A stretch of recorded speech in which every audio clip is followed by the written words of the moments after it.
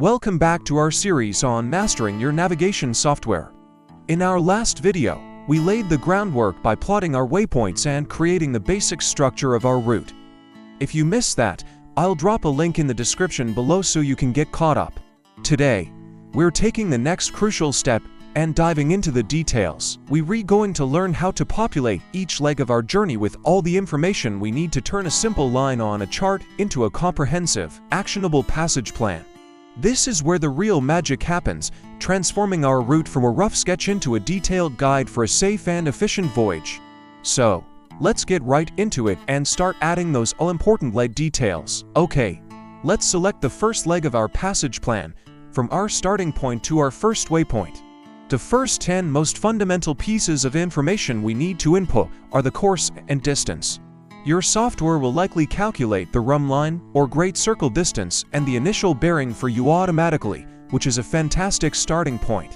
But we're not just going to accept those numbers blindly. This is our chance to refine them.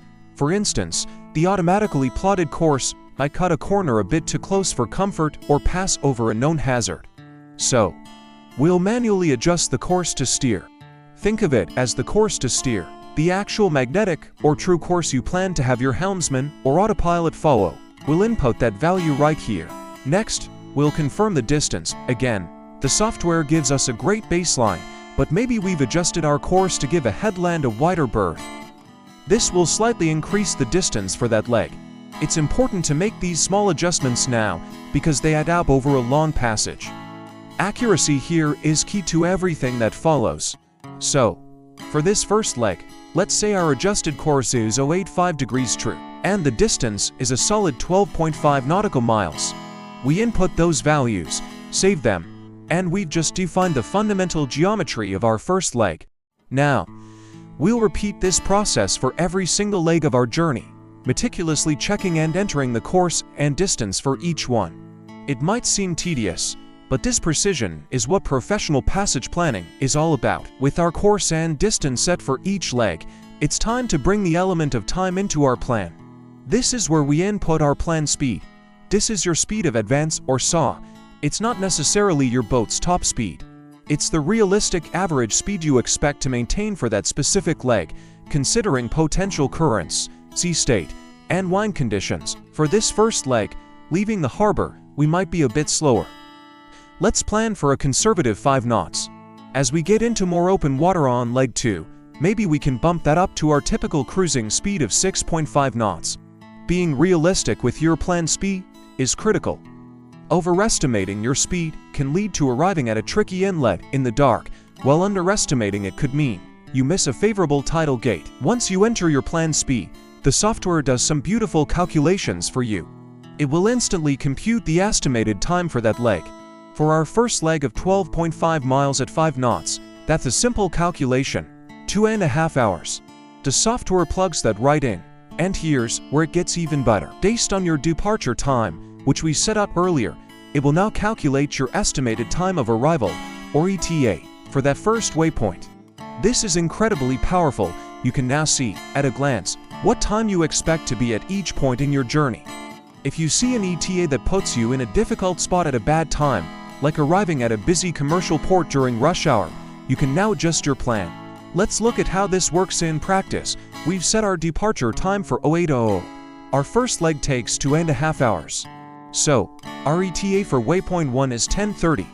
Now, for the second leg, we've planned a speed of 6.5 knots over 20 nautical miles. The software calculates this will take just over 3 hours.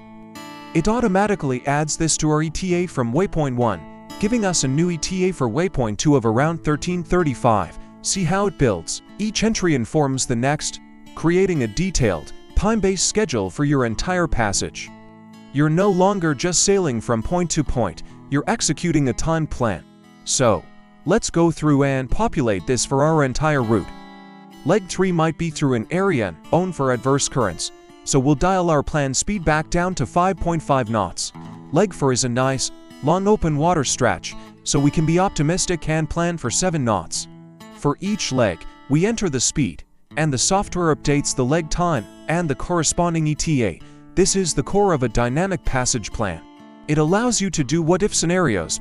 What if we delay our departure by an hour? The software recalculates all your ETAs instantly. What if we encounter stronger headwinds and can only make for knots on leg 3? You can update that single value, and your entire schedule adjusts accordingly. This is a massive leap forward from pencil, paper, and a calculator. As you fill in these details, a complete picture of your voyage emerges. You can now look at your plan and say, okay, we'll be rounding danger point at approximately 1500, which is well before sunset, and we'll have a favorable tide. We should arrive at our destination marina at 1845, leaving plenty of time to get moored up and checked in before the office closes. This level of detail removes so much uncertainty and stress from a voyage. It allows you to anticipate, plan, and execute with confidence. You're no longer just reacting to what happens. You're proactively managing your passage based on a solid, well-thought-out plan. There you have it. By carefully entering the course, distance, planned speed, and letting the software calculate the leg times and ETAs, we've added the vital heart and soul to our passage plan. It's transformed from a simple line on a chart into a dynamic, time-sensitive schedule for our voyage. Take your time with this step. The more accurate and realistic you are here, the more valuable your plan will be when you're out on the water. Thank you so much for joining me today. In our next video, we'll take it even further by adding notes, hazards, and other critical information to each leg, making our plan even more robust. If you found this helpful, please give the video a thumbs up, and don't forget to subscribe and hit that notification bell so you don't miss the next installment. Safe sailing, and see you on the next one.